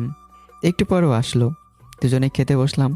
কিন্তু আমার বানানো রুটি দেখে আমারই খাওয়ার ইচ্ছেগুলো অসহায় হয়ে পালিয়ে যাচ্ছে। ইচ্ছেগুলো মুট করে ধরতে চাইলাম, কিন্তু পারলাম না। এরা তো হাসছে। তোমায় দিয়ে কিছুই হবে না। এগুলো কি খাবে নাকি আমি বানিয়ে আনবো? ফেলবো কেন? কষ্ট করে বানাইছি। মুখে দিয়ে বুঝলাম লবণ দেওয়া হয়নি। থাকুক, ফেলে দেই। খাও না। ইনসাল্ট করছো কেন? হাতারাম রুটিও বানাতে পারে না, ও কিচেনে গেল। আমি টেবিলে বসে রইলাম। কিছুক্ষণ পর ও রুটি সেকে আনলো। নাও খেয়ে দেখো তো কোন দিক দিয়ে হয়নি, পুড়ছে কিনা, লবণ ঠিক আছে কিনা। হয়েছে। রুটি বানানো কি এমন মহান কাজ? বেলুন দিয়ে বেললেই হয়ে যায়। কই, পারলে না তো তখন। 10 মিনিটে যে কি এমন বড় কাজটা করে ফেলছো না? হয়েছে, পারো না তো আর কি বলবা। হাত তো মানবে না, বিকেলে একটু ঘুরতে নিবা। না, দেব না। ও আচ্ছা, তুমি রুমে যাও, আমি রান্না করছি। কাকে জানি ফোন করলো। নাস্তা শেষ করে বাইরে আসলাম। অনেক দিন ধরে সিগারেট আর চা খাওয়া হয় না। দোকান থেকে 1 কাপ রং চা আর একটা সিগারেট নিলাম। বাসায় তো খেতে পারি না, তাই বাইরে লুকিয়ে খেতে হয়। আর আমি বন্ধুগুলো আসলো একটু পর, সবাই চা সিগারেট খাচ্ছিলাম। হঠাৎ দুটো পরি হেঁটে যেতে দেখলাম। ওয়াও, পুরাই হট। টাচ করলে মনে হয় জ্বলে পড়ে ছারখার হয়ে যাবে। পারফিউমের কি সেন্ট! ওরা যাওয়ার সাথে সাথেই পিছে পিছে আমাদের মনগুলো নিয়ে চলে যাচ্ছে। মামা দেখছিস কি, জলদি আয়, এই জিনিস আমার লাগবেই। বলে হাতে টান দিল। সানি আগে আগে চলে যাচ্ছে। আমি চায়ের কাপ রেখে কোনো মতে চলে আসলাম ওদের সাথে। বিল পরে দেব, কিন্তু কে জানতো ওদের পাল্লায় পরে আমার ভবিষ্যৎ বিপদ আমি নিজেই ডেকে আনছি। সানি গান গাইছে, ও রূপের মাইয়া একবার চাইয়া গো, ভাব লাগাইয়া পরাণ কারিল। ইমরান আর সানি শার্টের কলার তুলে চুলে হাত বুলিয়ে হিরো হেরে স্টাইল করছে। তাহলে আমি বাদ থাকবো কেন? আমি তো দেখতে অনেক স্মার্ট। আমি স্টাইল করলাম, মেয়ে দুটো মাঝে মাঝে আর চোখে তাকাচ্ছে আর জোরে জোরে হাঁটছে। এ কি, ওরা তো আমাদের বাসায় ঢুকছে। ইমরান সোজা পিছে পিছে ঢুকে গেল। ভাবি, ও ভাবি। এরা ওর বান্ধবীদের পেয়ে বুকে জড়িয়ে নিচ্ছে। এমন সময় ইমরানের ডাকাডাকি। কি হয়েছে? ভাবি, সাইফুল ভাই কই? বাসায় নাই বুঝি? না, আধা ঘন্টা আগে বাইরে গেছে। ও ভাবি, একটু পানি খাওয়াও তো। এখানে কি পানি খেতে আসছো নাকি অন্য কিছু? না মানে হয়েছে কি ভাবি? থাক, আর বলতে হবে না। ওর বান্ধবীদের সোফায় বসতে বললো। ওরা কিছু বলছে না, শুধু চোখ রাঙাচ্ছে। ইমরান আরও উৎসাহ পাচ্ছে। এই নাও পানি খাও আর সোজা চলে যাও। ইমরান পানি খাচ্ছে। ভাবি, চাইলাম পানি, দিলেন শরবত, মনটা খুশিতে ভরে গেল। কই না তো, পানি তো দিলাম। এরার বান্ধবীগুলো রাগে ফুলছে ও লুচ্চামো দেখে। ভাবি, আরেক গ্লাস পানি দেন, আপনার হাতে পানি ও শরবত মনে হয়। আমি আর সানি বাইরে থেকে সব শুনছি। আর আমি লুচ্চার গলের লুচ্চা কি শুরু করছে। মামা, আমিও শরবত খাবো। শালা, তুই শরবত পাবি কই? বাসায় তো লেবু নাই। ও তো খাচ্ছে। সানিকে ধরে রাখা যাচ্ছে না। মামা ছাড়ো না, একটু যেতে দে। এদিকে ভাবি, ওরা কারা? আমার বান্ধবী, এখন যাও। পরিচয় করাই দিবেন না? কি দরকার শুনি? বলে রুম থেকে বের করে দিচ্ছে। এই মামা, পালা, লোকা। দেয়ালের এদিকে লোকালাম। ইমরান বের হতে দরজা লাগিয়ে দিল। উফ, বেহায়া একটা। শুধুমাত্র বেহায় না, বাস্টার্ড একটা রাস্কেল, মেয়েদের সম্মান করতে জানে না। আসার পথে ওর সাথে আরো 2 জন ছিল। ও পিছে পিছে বাসায় পর্যন্ত ঢুকে গেছে। কেমন ক্যারেক্টারলেস। একটু পর ইমরান বের হলো। আমি ভাবছি যদি এখন বাসায় ঢুকি আর এরা যদি জানতে পারে যে ওই তিনজনের মাঝে আমিও ছিলাম, তো কেয়ামত হয়ে যাবে। মামা, এই সাদা পরীর নাম্বারটা জোগাড় করে দিস। মামা আমার ওইটা খাটোটা। মনে মনে ভাবছি, হারামির দল, যদি এরা জানতে পারে তোদের সাথে আমিও ছিলাম, কী যে করবে ভাবতে পারছি না। এই মামা, কি ভাবছিস? ভাই, এখন এখান থেকে ভাগ, আজকে বাসায় যাওয়া যাবে না। চলো মামা, বের হইলে আবার পিছে পিছে যাব। তোরা কি জানিস ও যে তোদের ভাবি ছোট বোন? তাহলে তো আর কোনো সমস্যাই নেই। 11:30 বাজে, তিনজনে রাস্তায় হাঁটছি। মামা, আজকে পার্টি হবে, ট্রিট আমি দেব। অনেকদিন থেকে নাইট ক্লাবে যাই না মামা, আজ হবে। কিছুক্ষণ পর আজান দিল, কিন্তু ভয়ে বাসায় যেতে পারছি না। 12:43, এমন সময় ফোনটা বেজে উঠলো। হ্যালো, কই তুমি? জুম্মায় যাবে না? এখানে পরে নেব। কোথায় তুমি? জান, আমি একটু হাসপাতালে আসছি। কেন? ইমরানের মায়ের অনেক গ্যাস্ট্রিকের ব্যথা, আন্টিকে নিয়ে হাসপাতালে আসছি। তোমায় আমি চিনি না না, তোমায় কেন যেতে হবে? খবরদার, নার্সের দিকে তাকাইলে চোখ কানা করে ফেলবো। বাসায় মেহমান আসছে, জলদি বাসায় আসবা। এমন সময় ইমরানের আম্মু। কি রে, তোরা রুমে কি করিস? জুম্মায় যাবি না? আমি ফোনটা কেটে দিলাম। ইরা শুনছে কি না? জি আন্টি, যাব এখন। তারপর আমি আর সানি ইমরানের বাসায় গোসল করে নামাজ পড়ে জমায় গেলাম। নামাজ শেষে ওদের বাসায় দুপুরের খাবার খেলাম। বিকেল আবার ইরার ফোন। কই তুমি? বাসায় আসবা না? খাবে না? খেয়েছি তো। এক্ষুনি বাসায় আসবা, নইলে খবর আছে। তুমি খেয়েছো? কোন হাসপাতালে আছো বলো? কেন? আমি যাব। না থাক, আমি বাসায় যাচ্ছি তো। ফোন কাটো। এই শোনো না, তোমার বান্ধবীরা গেছে? কেন শুনি? না মানে তুমি থাকতে অন্য মেয়েরা আমায় দেখবে কেন? মনে করবা ওরা তোমার বোন, চোখ তুলে ফেলবো কিন্তু। কল কেটে গেল। নাইট ক্লাবে যেতে চাইছিলাম, কিন্তু আব্বু আম্মু বাসায় নেই, এরা একা। তাই ইমরান আর সানির কাছ থেকে বিদায় নিয়ে চলে আসলাম। সন্ধ্যা হয়ে গেছে। বাসার সামনে এসে দাঁড়িয়ে আছি, ভেতরে ঢুকে সাহস পাচ্ছি না। 5 মিনিট থেকে অনেক সাহস জুগিয়ে দোয়া দুরুদ পরে কলিং বেল বাজালাম। দরজা খুললো সানজিদা। আপনি আবার আসছেন? না মানে, এইরা দেখ লম্পট বাসা পর্যন্ত চলে আসছে। একটু পর ইরা আর উর্মিও আসলো। কি বলিস? তোকে তখন সেই 3জন বকাটের কথা বলেছিলাম না, দেখ এই রাস্কেল বাসায় চলে আসছে। কি বলিস? ও তো তোর দুলা ভাই। কি কি? এই সাইফুল, কি হয়েছে? আমি তো কিছুই বুঝতেছি না। কি বলবো, মিথ্যা সিরিয়াস মুহূর্তে মাথায় আসে না, চুপ করে থাকলাম। ও আর কি বলবে, ক্যারেক্টারলেস তো ক্যারেক্টারলেসই থাকে। কথায় আছে না, বান্দর বুড়ো হইলেও গাছে ওঠা বাদ দেয় না। ছি দুলাভাই ছি, আপনি এত নিচু মনের মানুষ জানতামই না। আমরা আর এক মুহূর্তে এখানে থাকবো না। হারামি বন্ধুদের লাইকে আজ ফাঁসলাম। অরহই, আমি তোদের কাছে মাপ চাইছি। আজকের রাতটা থেকে যা, কাল তোদের সাথে আমি সহ চলে যাব। এই লম্পটের সাথে আর থাকবো না। আমার কথাটা শুন। দরজাটা লাগিয়ে চলে গেল। রুমে এসে শুয়ে আছি, কিন্তু কেউ কথা বলছেন আমার সাথে। 9টা বাজে। দুলাভাই খেতে আসেন। খাবো না, যাও।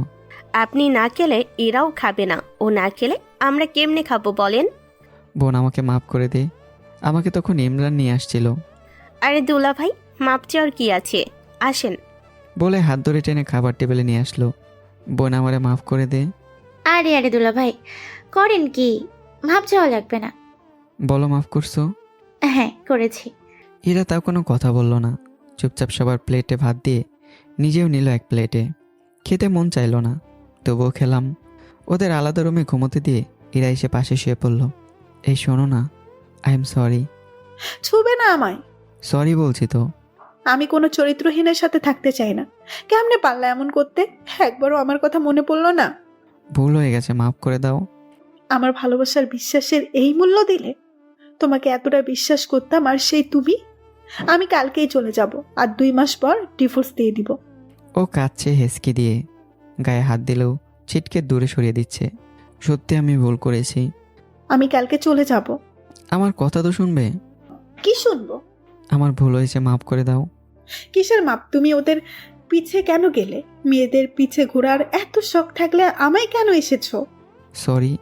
কিসের সরি? না জানি বাহিরে কত মেয়ের পিছে ঘুরো, ভাগ্যে শ্বাস হাতে নাতে প্রমাণ পেলাম। আমাকে ওরা টেনে এনেছিল, আমি আসতে চাইনি। থাক, আমার যা বোঝার আমি বুঝে গেছি। কাল সকালেই আমি চলে যাব। আব্বু আম্মু আসুক, তখন আমি দিয়ে আসবো। লাগবে না কারোর দিয়ে আসতে, আমি একাই যাব, ডিভোর্স লেটার পাঠিয়ে দিব। ডিভোর্সের কথা শুনে বুকের ভেতর হাহাকার শুরু হয়ে গেল। এই সামান্য বিষয় নিয়ে তুমি বিচ্ছেদ করবে? তোমার কাছে সামান্য হতে পারে, আমার কাছে না। মরে যাবো এমন করলে।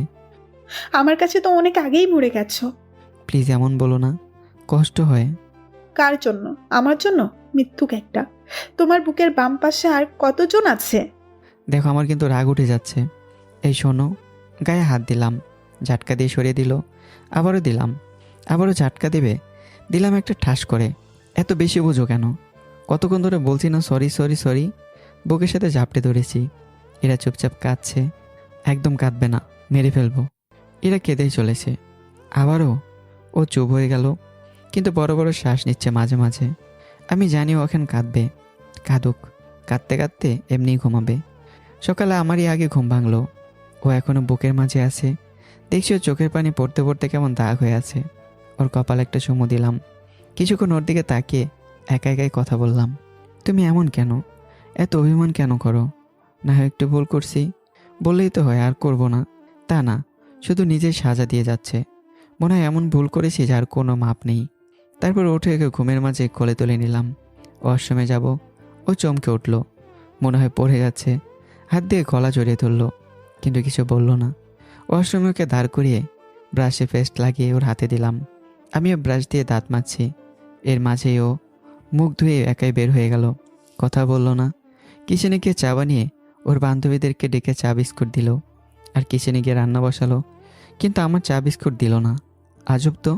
কিচেনের দরজায় দাঁড়িয়ে, কি হলো, আমার বুঝি খিদে পায় না? র্যাকে বিস্কিট আছে, কারো মন চাইলে খেতে পারে। কথা বলবে না নাকি? ও চুপ করে আছে। কি আর করার, খিদে লেগেছে তাই বিস্কুট নিলাম 2টা, কিন্তু চা কই আমার? কারো মন চাইলে বানিয়ে খাক। দেখ বলেই বিস্কুট ফেলে দিলাম। আমি বাইরে থেকেই খেতে পারবো। বাইরে তো মেয়ে মানুষ আছে, কারো মন চাইলে যেতে পারে। দেখ বাইরেও যাব না। রুমে চলে আসলাম। ব্যালকনিতে দাঁড়িয়ে রোদ পোহাচ্ছিলাম। ক্ষুধা লেগেছে অনেক। আজকে দেখছি শালিক পাখি দুটো 1 ফুট গ্যাপ রেখে বসেছে। হয়তো তাদেরও ঝগড়া হয়েছে। মেয়েদের কাজই তো ঝগড়া করা, এছাড়া আর পারে কি এরা? চেয়ারে বসে ফোন টিপছি। 8টা বাজে। দুলা ভাই, নাস্তা খেতে আসেন, এরা ডাকছে। আপনার বান্ধবী এত ঢং করে কেন বুঝি না। আপনার সাথে করবে না তো কার সাথে করবে? আসেন। তারপর সবাই মিলে নাস্তা করলাম। ওর বান্ধবী নাকি চলে যাবে। ও রিকোয়েস্ট করছে খেয়ে যেতে, তাই আমি একটু রিকোয়েস্ট করলাম, থাকো না, খাবার খেয়ে যাও। এরা চোখ রাঙিয়ে বুঝিয়ে দিল একদম চুপ করে থাকতে।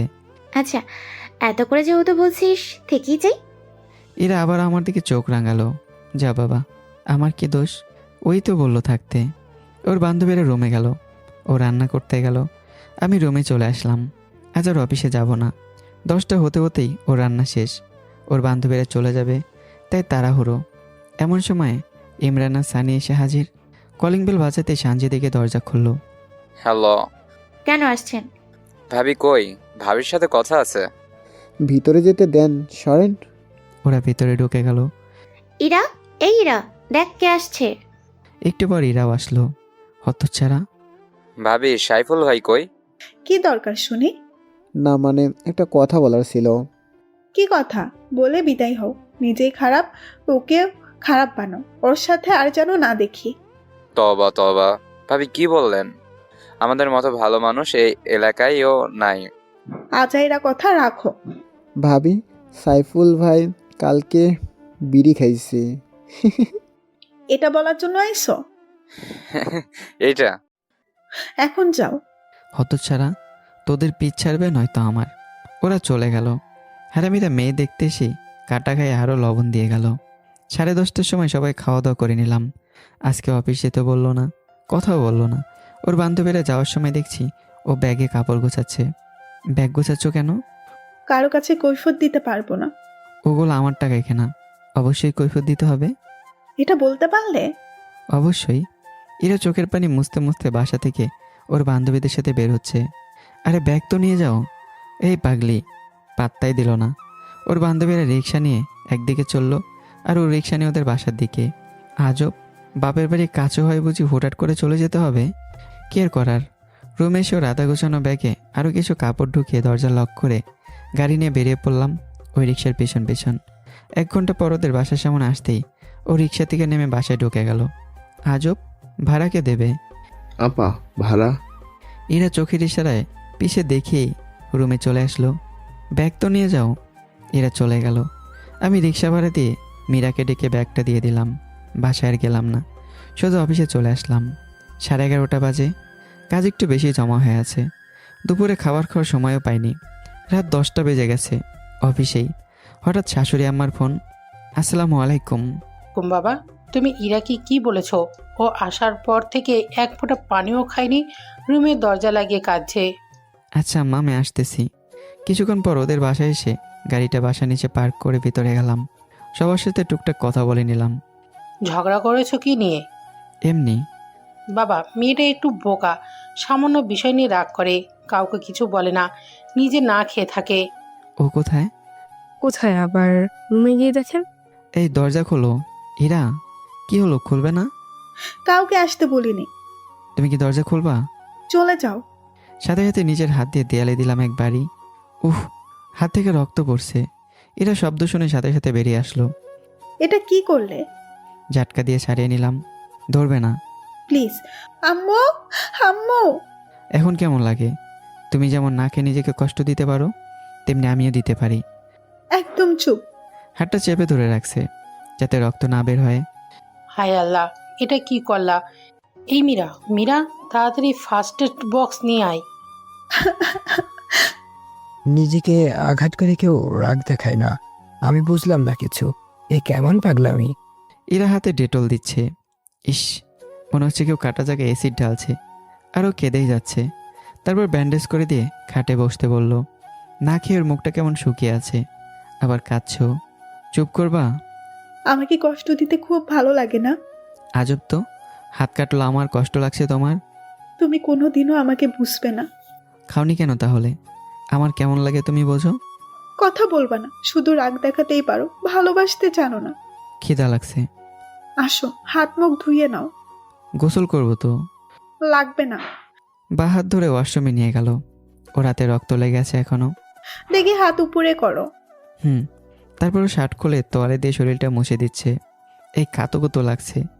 চুপ করে থাকো। তোয়ালে পরে বের হতে বলল। তাহলে পরবো কি? তুমি রুমে যাও। আসছি। একটু পরও ফ্রেশ হয়ে আসলো। আলমারি থেকে আমার কাপড় বের করছে। এগুলো এখানে কেমনে?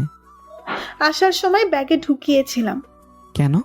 একটা বেহায়া আছে না, পিছে পিছে আসবে তার জন্য। তার মানে তুমি জানতে আমি আসবো? না আসলে 12টা বাজিয়ে ছাড়তাম। ভাগ্য ভালো আসছো। বসো, আমি ভাত আনছি। আজব তো, ও কেমনে জানলো আমি আসবো? এটাই হয়তো প্রিয় মানুষের প্রতি বিশ্বাস। একটু পর খাবার নিয়ে আসলো। আচ্ছা, যদি আমি না আসতাম? না খেয়ে থাকতাম। কেন? জানি না। না আসলে তো আর বুঝতাম না তুমি না খেয়ে আছো। এতে তো তোমারই কষ্ট হতো। কেউ যদি ইচ্ছে করে কষ্ট দেয় তাহলে আর কি করার? দেখ, যত পারে কষ্ট দিতে থাক। বিছানায় উঠে বসো। এরা ভাত মাখিয়ে মুখে দিচ্ছে। নাও, হা করো। তুমি আগে খাও। হা করো। ও নিজেও খাচ্ছে, খাইয়ে দিচ্ছে। কালকে যে গালে চট দিয়ে দিলাম, সে গালে বা হাতটা একটু ছোলাম। দেখ, তুমি ধরবে না। ধরতে না দিলে খাবো না। রাগ উঠাইও না। আমি বুঝি না, এই কাঁদো আবার এই হাসো, আবার এই রেগে যাও। তারপর গালে হাত বোলালাম। ও কিছু বলল না। খাওয়ার পর সব কিছু গুছিয়ে রেখে আসলো। তোমার জন্য হাতটা কাটলো। ভালো হয়েছে, আমি চলে আসার সময় জড়িয়ে ধরে রাখতে পারলে না। ইস, আমি তো ভাবছি তুমি আটকাবে। ঠেকা পড়ছে নি। কি? আমার কোনো দরকার নেই তোমার? কে বললো নেই? বলে এক হাতে জড়িয়ে ধরলাম। হয়েছে, হাতে লাগবে। লাগুক। ওদের সাথে আর যাবে না। কেন? আচ্ছা, খাবো না। আমার বুকের ওপর শুয়েই ইরা বলল, তুমি মেয়েদের পিছনে যাও কেন? আমার কথা মনে পড়ে না? তখন আমি বললাম, তখন ওরা আমাকে টেনে আনছিল, বিশ্বাস করো। সিগারেট কেন খাও? তুমি জানো না আমি ওই ঠোঁটে চুমু খাই? আচ্ছা, আর খাবো না, প্রমিস।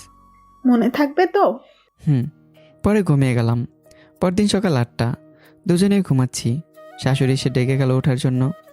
এই উঠো, গোসল করে নাও। কেমনে গোসল করব? হাত ভিজে যাবে তো। আমি করিয়ে দেই। এই ঠান্ডায়? আমার সাথে গোসল করলেও ঠান্ডা লাগবে। একটুও না। তারপর ফ্রেশ হতে ওয়াশরুমে গেলাম। দেখি, হাত উপরে তুলে রাখো, কোনো দুষ্টুমি করবে না। একটু করি। না, এই অসভ্য, মাইর দিব কিন্তু, চুপচাপ থাকো। আবার তারপর গোসল সেরে রুমে এসে কাপড় পরে নিলাম। শাশুড়ি নাস্তা দিয়ে গেল, বিস্কিট, আপেল, চা। দেখি হা করো। না। কেন? চুমু দেও, না হলে খাবো না। ভালো হচ্ছে না কিন্তু। না, হোক। পরেও গালে চুমু দিল। এক পিস আপেল খেলাম, আবারও গালে দেখিয়ে দিলাম। ও রেগে যাচ্ছে, কিন্তু আমার ভালোই লাগছে। শেষে বিস্কুট খাচ্ছি। ও চুমু দিতে দিতে বিরক্ত। শেষে হাতে চিপ দিল হালকা করে। হা করতে মুখে বিস্কিট দিয়ে দিল। চা খেয়ে নাও ফাজিল। এদিকে শ্বশুর আব্বা ওনার বেনকে সব বলে দিছে রাতে বিস্তারিত। আব্বু আজকে বাসায় চলে আসছে। আব্বু অফিসে গেছে এসেই, আর আমি এদিকে শ্বশুর বাড়ি। সারাদিন কি আর বাসায় থাকা যায়? বিরক্ত। কিন্তু একা বাইরে যাওয়া বইয়ের নিষেধ, বলে মেয়েদের পিছনে যাব। বিকেলে মীরা আর ইরাকে নিয়ে ঘুরতে বেরোইছি। একটা পার্কের কাছে আসলাম। দূরে দেখি ফুচকার দোকান। আমার যে ফুচকা খেতে একেবারে ভালো লাগে না, সে বিষয়টা ও এখনও ধরতে পারেনি। বরং সেভাবে ফুচকার প্রতি আমার একটা ম্যাডনেস আছে।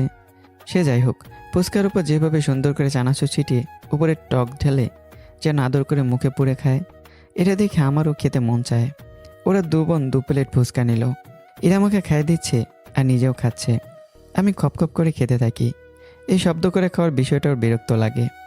নাক কুচকে কপাল ভাঁজ করে বিরক্তি নিয়ে তাকায়। মাঝে মাঝে চোখ বড় বড় করে শাসায়। এরার এই জিনিসটা আমার খুব ভালো লাগে। ঘরে যতই ঝাড়ি দিক, বাইরে অন্য সব লোকের সামনে সে নিজেকে প্রচণ্ড সুইট প্রমাণ করতে চায়, যে কিনা কখনো বকাঝকা করে না। এ কারণে চোখে নিঃশব্দের শাসনই ওর এই অস্ত্র। আমার অনেক ভালো লাগে এগুলো। তারপর পার্কের ধারে হাঁটছি। হঠাৎ দেখছি একটা ছেলে দূর থেকে আমাদের ফলো করছে। আমাদের না, এরাকে ফলো করছে। ছেলেটা সামনে আসতে এরা চমকে গেল। কি সমস্যা? ফলো করছেন কেন? ওর সাথে একটু কথা ছিল, যদি অনুমতি দেন। তোর সাথে আমার কোনো কথা নেই। সাইফুল, বাসায় চলো। ও কথা বলতে চাচ্ছে না। আশা করি বিরক্ত না করলেই খুশি হব। কথা না বললে যেতে দেব না। সাথে সাথে এরা থাপ্পড় লাগিয়ে দিল। ছেলেটা এরাকে থাপ্পড় দেবে, ও ভয় ভয় চোখ বন্ধ করে নিল। মীরা আমার পিছে দাঁড়ালো। আমি বাহাতে ছেলেটার হাত ধরে ফেললাম। Mind it, she is my wife. ইতিমধ্যে কিছু মানুষও জড়ো হয়ে গেছে। ছেলেটার হাতটা ছিটকে ফেলে দিলাম। ছেলেটার গালে আঙ্গুলের দাগ বসে আছে। মানতে হবে, এরার হাতে অনেক জোর আছে। ও মুখটা লাল করে আছে রাগে, আর ছেলেটার উপর ক্ষেপে আছে কোনো কারণে।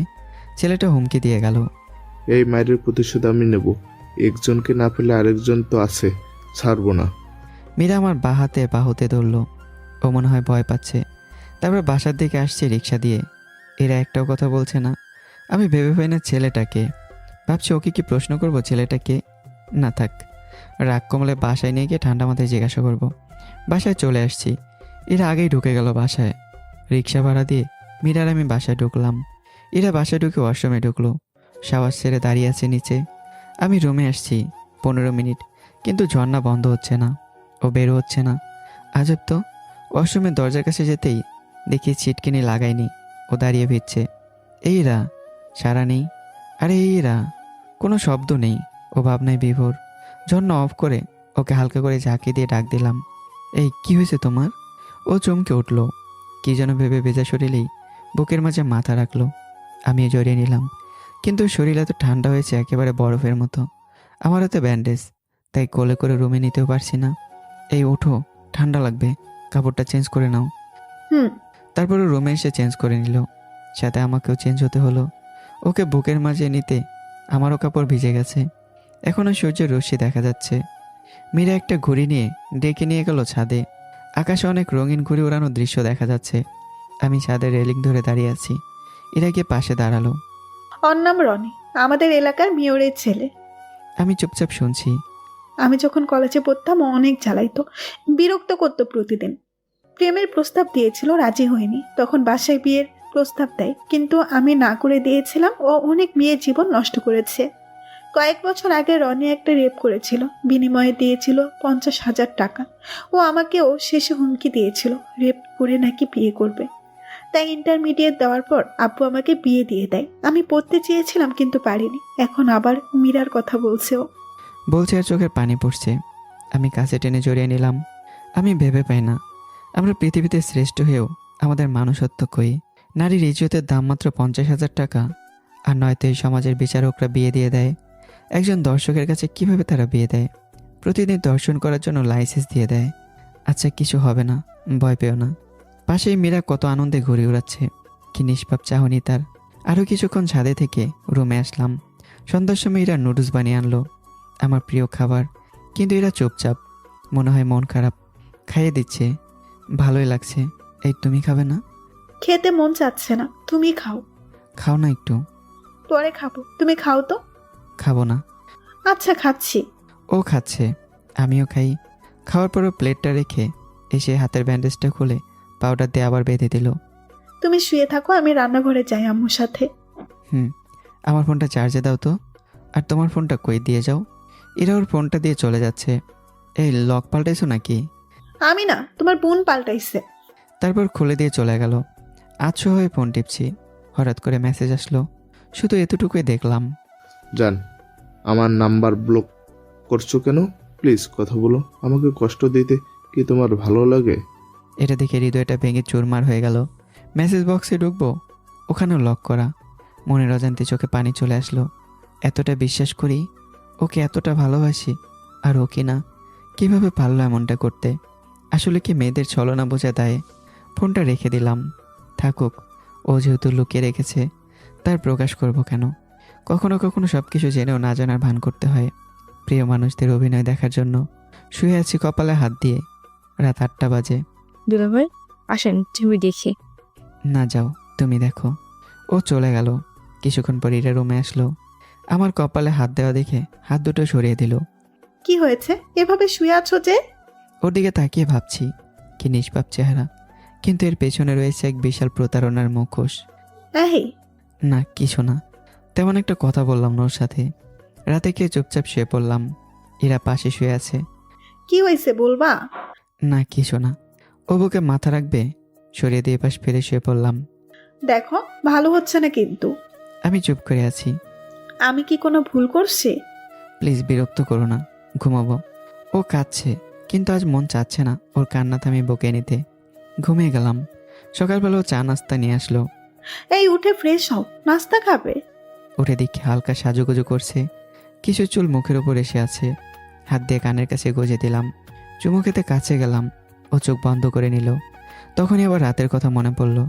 ওয়াশরুমে চলে গেলাম। এরা চোখ খুলে আমাকে দেখতে না পেয়ে ওর চোখ দিয়ে পানি বের হয়ে গেল। হাত মুখ ধুয়ে এসে হাতের ব্যান্ডেজ খুলে ফেললাম। খুলো না, শুকায়নি তো। সামনে থেকে যাও। এরা পায়ের কাছে বসে হাত দিয়ে কাঁদতে কাঁদতে বলল, প্লিজ, আমি আর নিতে পারছি না। কি হয়েছে বলো, না হলে আমাকে মেরে ফেলো, তাও এমন করো না। আমি দূরে সরে দাঁড়ালাম। জান কাকে ডাকো? কি বলো? ফোনে কার সাথে কথা বলো? তুমি কি আমাকে সন্দেহ করো? করি না, করছি। মানে? তোমার মেসেজ বক্সে পাসওয়ার্ড কেন? ভেবেছিলাম রং নাম্বার, কিন্তু পাসওয়ার্ড দেখে আর কোনো সন্দেহই রইল না। বিশ্বাস করো, আমি এসব কিচ্ছু জানি না, এইমাত্র শুনলাম। থাক, ন্যাকা সাজতে হবে না। তুমি যদি আমাকে বিশ্বাস না করো, মরে যাবো কিন্তু। তুমি যে চরিত্রহীন জানতাম না। কিছু বললাম না, সোজা হেঁটে রুম থেকে বেরোচ্ছি। প্লিজ যেও না, ভুল হয়েছে, মাফ করে দাও। আমি গায়ে হাত তুলতে চাইনি। ধাক্কা দিয়ে সরিয়ে দিলাম।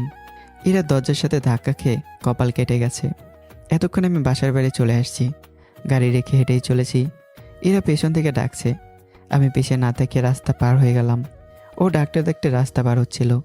তৎক্ষণাৎ একটা ট্রাক এসে ওকে চাপা দিয়ে চলে গেল। আমি চিৎকার শুনে পেছনে তাকালাম। গাড়ি চলে গেছে। ও নিথর দেহটা পড়ে আছে, রক্ত গড়িয়ে পড়ছে। আমি চিৎকার করে মানুষের কাছে হেল্প চাইতে লাগলাম। কিছু লোক জড়ো হয়ে গেছে। এরা আব্বু আম্মু সবাই এসে কান্না শুরু করে দিছে। এরা কেউ আব্বু ধরে রাখছে। আমি দৌড়ে বাসার ভিতরে গিয়ে গাড়ি নিয়ে আসলাম। রক্তে আমার শরীরও লাল হয়ে গেছে। 5 কিলোমিটার দূরে প্রাইভেট হাসপাতালে যাচ্ছি। সবার চোখে পানি আর ভয়। এখন আমার নিজেকে অনেক অপরাধী মনে হচ্ছে। আমি এমনটা না করলে পারতাম। হাসপাতালে পৌঁছেই ডক্টর হাতের পাল চেক করে। ও মাই গড, নার্স কুইকলি ওটিতে নিয়ে যাও, পেশেন্টের অবস্থা অনেক সিরিয়াস। এটা শুনে বুক ধুকপুক করছে। ওটির দরজা বন্ধ হয়ে গেছে, লাল বাতি জ্বলছে, মানে বিপদ সংকেত। ওর কিছু হবে না তো? আব্বু মুখে দারুণ ফোন করে বলেছিল ওনারা আসতেছে। কি হয়েছে ওর? কিভাবে হলো? আম্মু আসতে আমি আম্মুকে জড়িয়ে ধরলাম। আম্মু, সব দোষ আমার। তারপর সব খুলে বললাম।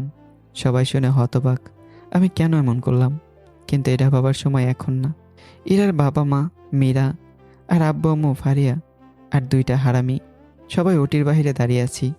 1 ঘন্টা পর একজন ডক্টর বের হলো। ডাক্তার ও কেমন আছে? এখনও বলা যাচ্ছে না। কুইকলি 2 ব্যাগ বি পজিটিভ রক্ত লাগবে।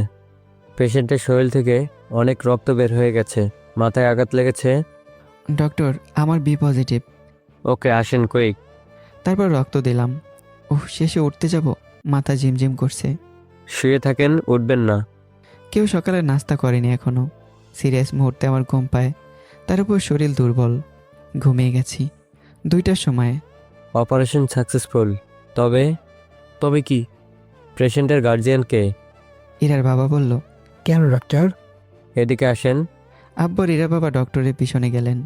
কি হয়েছে ডাক্তার? ও ঠিক আছে তো? দেখেন, আমরা সব চেষ্টা করেছি। পেশেন্টের এমনি ঠিক আছে, তবে হয়তো ও কোনোদিন মা হতে পারবে না। আমার মেয়ের জীবনটা শেষ হয়ে গেল। ও আপনার একার মেয়ে না, আমারও মেয়ে। একটা কথা দিন। কি কথা বেআই সাহেব? এই কথাটা যেন কেউ না জানে। তারপরে তাদের মাঝে আরও অনেক কথা হলো। বাকি সবাই বাইরে বসে আছে।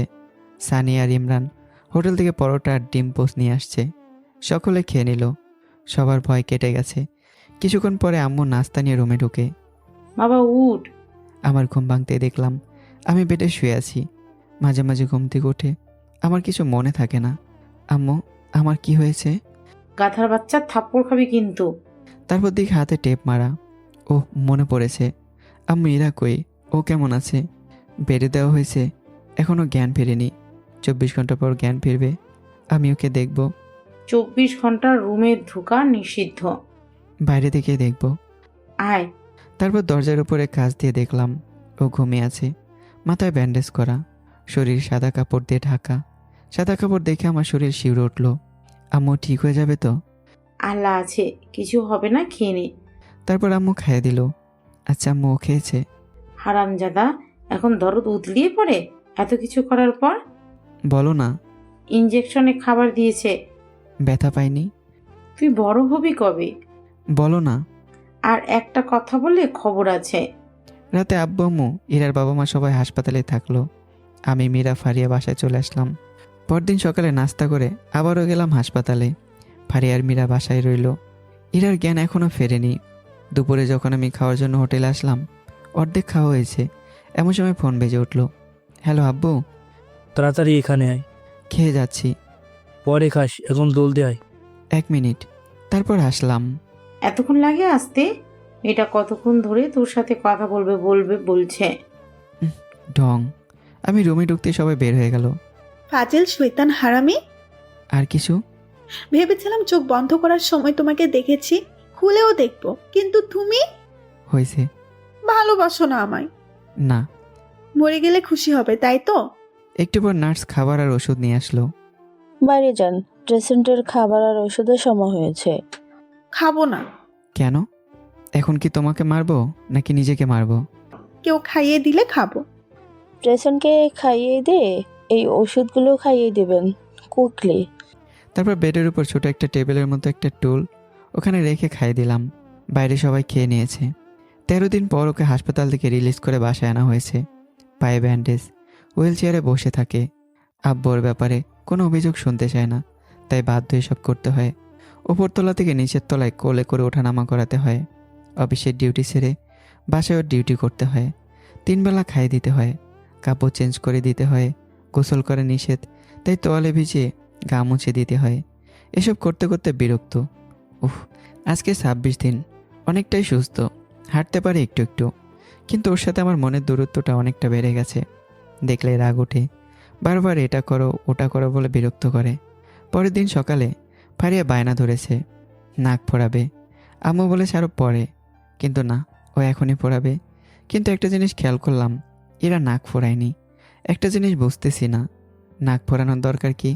বিকেলবেলা বাসায় কেউ নেই, এরা নিচে টিভি দেখছে। আম্মু ফারিয়াকে নিয়ে পার্লারে গেছে। নিচে বসে এরার সাথে একটু টিভি দেখলাম। ও আমার সাথে তেমন কথা বলে না, কি একটা ভাব নেয়, নিজে তো একা চলতে পারে না। এই পিৎজা খাবি? না খেলে নাই।